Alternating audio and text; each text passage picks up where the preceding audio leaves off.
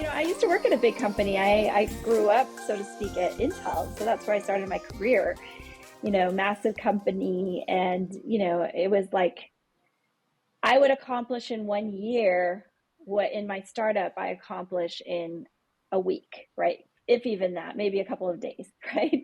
We come up with a product, we prototype it, we release it, we, even get feedback. We have our second, third iteration, and only a week has gone by. Like, imagine how quickly we're building and releasing new products and new capabilities.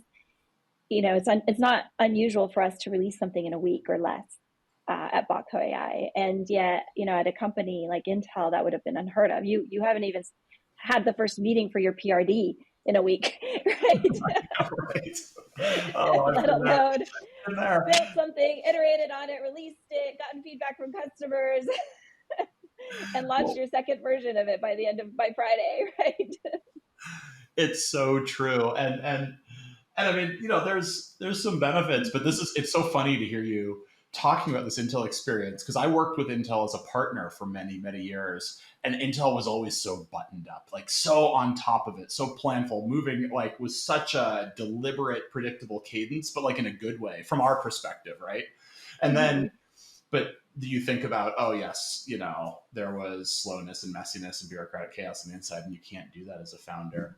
So, how did you adapt? So you have, made the switch. You grew up inside a large enterprise where you had to think about operating at scale, lots of reviews and dependencies. What were some of those moments in your career that kind of helped you become the CEO of a scaling startup? Hmm. I think it's more like nature versus nurture in this situation. I think I was always meant for a smaller, more nimble organization. But, growing up in my family and watching what my older siblings did, they all went to work for Fortune 500 companies. So I honestly thought that was like the thing that did. You just went to college, you went to work for a Fortune 500 company. That was the way.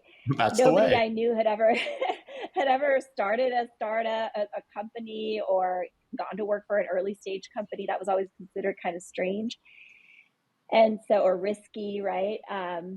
But I think I would say my sense of urgency, I'm kind of built in this way of like wanting to see maybe gratification more quickly. Like I probably have that. And so in a big company, I realized that my influence and my satisfaction was only going to get so far, because, like, just everything was so slow and everything took so long and it required so many people to get anything done. And then when I discovered the world of startups and how quickly you could create and release and ship product, I was like, okay, this is my world. This is where I'm meant to be. Like, I need that faster cycle of iteration. Yeah. It's a lot more rewarding for me personally, and it's really where my kind of energetic, high energy personality can do a lot better, and feel more fulfilled. Awesome. So do you have any advice for the folks that are in these large enterprises looking to do good work, but want to maybe learn from some of the lessons of the world of startups? Oh, Ian, that's the age-old question. Can Can you answer innovation this so that I happen? can tell everybody?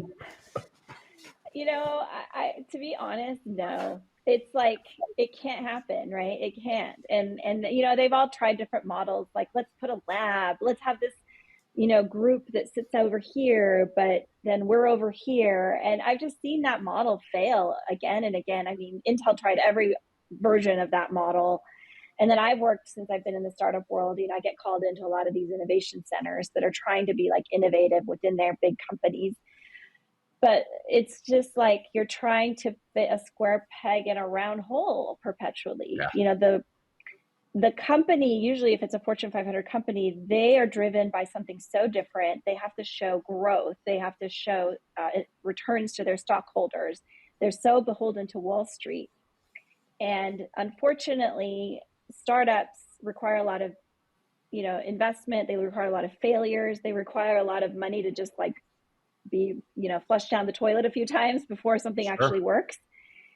That big companies don't have the patience for that. And they see these like things go happening and they like, these are like little projects. So I think the model that has worked best is really just letting startups be startups and having big companies support them with funding and with resources, but don't get into, I think that keep them as two separate entities with different investors, with different kind of management, because you can't manage a startup the way you manage a big company. There's just impossible. There's no way. Well, you can certainly try and drive it into a brick wall pretty quickly, I suppose. Yeah. But I think that's actually I think that's actually a great point, right? And so, is there a world here, like you say, sort of you let the startups be startups, you let the big companies do their thing, but the connective glue is probably around a set of problems that startups can solve, the big companies have, and Mm-hmm. shouldn't be attempting to solve themselves, right? It's an evolution of this world, this open innovation world. I mean, is this when companies come to Exactly. you, they're like, all right, I've got this problem on engagement with my customers and my prospects. I know I can't solve it myself, so I'm looking outward. Oh, 100%. And you described it at the beginning of this call. You tried to do this inside a big company. But the problem is that you are not set up for success in a big company, to become experts in that thing, right? Which is to become, like we have become, AI chatbot experts, right? So when you try to do it, you're going to be like when we did our first attempt, right? It didn't go that great, but we've done thousands upon thousands of attempts since then, and now it works really well. And we have different customers in different industries that we've been able to test on. We have much bigger data sets that we can work with, and so we can become really good at that. And so I always say, because we have a lot of healthcare customers, I'm like, you guys should focus on what you do best, which is delivering healthcare, which is curing cancer, or whatever your mission is, and let us be the experts in AI and just partner with you. We'll lean on your subject matter expertise when it comes to content and data sets, but you should lean on our expertise when it comes to creating a delivery mechanism for these conversations that works. And if we can partner really well, then that's a great outcome. But I still run into these companies that are like, no, we're going to build it internally, and I'm like, call me in a year, because yeah, it's not going to happen. And all of them, anybody who Almost has said never I'm a going to good build idea. this internally, Yeah. has yet to launch a single thing. And so it's Well, like, it never works. Why do people keep trying it? it never works. Well, I think, one thing, I think there's a lot of founders that don't realize this too. I'm sure you do, but I think one of the things that folks often don't realize about trying to build something like this in a big company, until maybe they really stop and think about it, is they're also under resourced in a big company, right? To your point, like, you're not going to get 3, 4, $5 million of quote unquote high risk venture capital so that you can go hire a full team. You're not going to be allowed the luxury of time and space to iterate and learn. I'm with you. I don't know why folks keep trying it, except maybe some like kind of risk aversion or comfort, but that's great. So, okay. So, given that you have kind of made the switch from operating inside of a large company to running a startup, but you're stay connected, right? You sell to enterprises, you have large commercial customers. What advice would you give to startup founders who are trying to build those really effective partnerships with larger companies? Mm-hmm. Yeah, I mean, I think part of what has helped me be successful is that I understand what it's like to be a buyer inside a big company. I understand what it's like to Yeah. evaluate software, to go get approval for a budget, and implement a big project like that within a big company. And I think what often startup founders don't appreciate is what that feels like and is for the buyer, right? And because I understand that, because I was the buyer for many years, and I participated in a lot of these software implementations.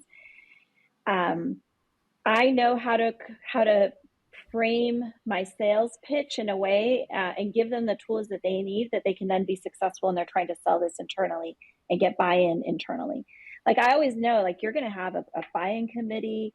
You're going to have people who are career kiboshers, I call them. they've Just just because made that it's their life kibosh. mission. Yes, I'm here to kibosh whatever project it is that is attempted.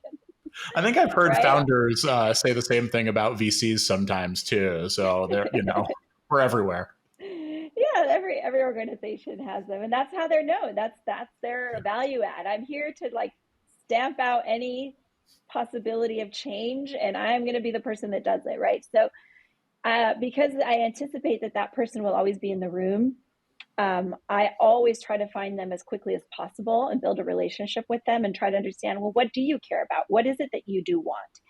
How can this software that I'm, selling and trying to get into your organization support your mission and your goals?